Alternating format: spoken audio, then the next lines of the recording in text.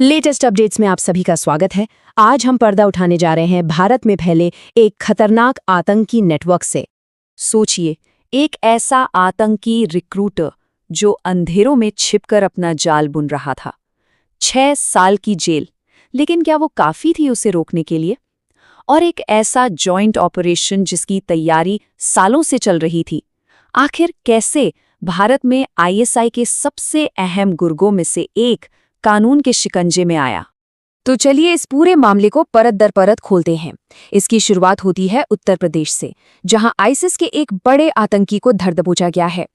देखिए, ये कोई आम गिरफ्तारी नहीं थी, ये एक बहुत ही सधा हुआ हाई स्टेक्स जॉइंट ऑपरेशन था जिसे शनिवार की रात अंजाम दिया गया।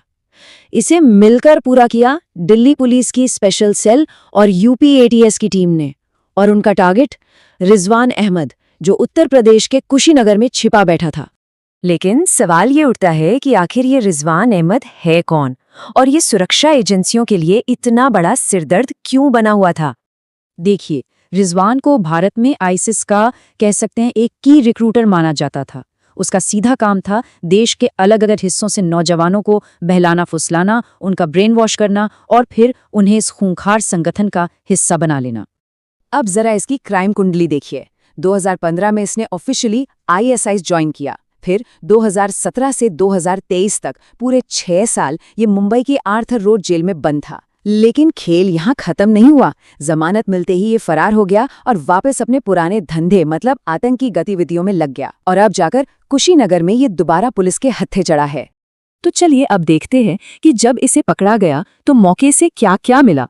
गिरफ्तारी के वक्त जो सामान मिला है ना, वो उसके इरादों की पूरी कहानी बयान करता है। सोचिए, बम बनाने का सामान, जिहादी सोच वाली किताबें और दस्तावेज, साथ में मोबाइल, लैपटॉप और भी कई इलेक्ट्रॉनिक गैजेट्स। तो मतलब साफ है, ये कोई नया खिलाड़ी नहीं था। ये तो कानून की गिरफ्त से भागा हुआ एक मुजरिम था। जैसा कि हमने देखा, 6 साल जेल में रहने के बाद जमानत पर बाहर आते ही ये गायब हो गया और एक भगोड़ा बनकर अपना काम करता रहा। और यहीं पर हमारी सुरक्षा एजेंसियों का काम सामने आता है।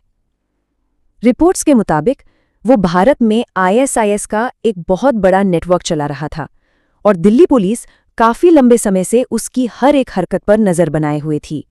और इसी लंबी और खुफिया निगरानी का ये नतीजा निकला कि एक खतरनाक नेटवर्क पूरी तरह से तोड़ दिया गया। तो इस एक्शन के बाद अब क्या हो रहा है? पहली बात तो ये कि रिजवान अहमद का जो खतरनाक नेटवर्क था वो इस जॉइंट ऑपरेशन से पूरी तरह तबाह हो गया है। दूसरा, अभी उससे बहुत गहराई से पूछताछ चल रही है। और तीसरा, अधिकारी अब इस जांच को आगे बढ़ाकर उसके दूसरे साथी और नेटवर्क्स का पता लगाने में जुटे हैं। तो एक नेटवर्क तो ढेर हो गया, लेकिन ये हमें एक बहुत बड़े सवाल के सामने लाकर खड़ा कर देता है। इस एक कामयाबी के बाद भी भारत की काउंटर टेरर फोर्सेस के सामने अभी और कौन-कौन सी चुनौतियां खड़ी हैं? लेटेस्ट अपडेट्स पर हमारे साथ इस पूरे विश्लेषण में बने रहने के लिए आपका बहुत बहुत शुक्रिया। अगर आपको हमारी ये कोशिश और ये जानकारी अच्छी लगी हो तो प्लीज़ इस वीडियो को लाइक करके हमारा हौसला बढ़ाएं और आगे भी ऐसी ही रिपोर्ट्स के लिए चैनल को सब्सक्राइब जरूर करें।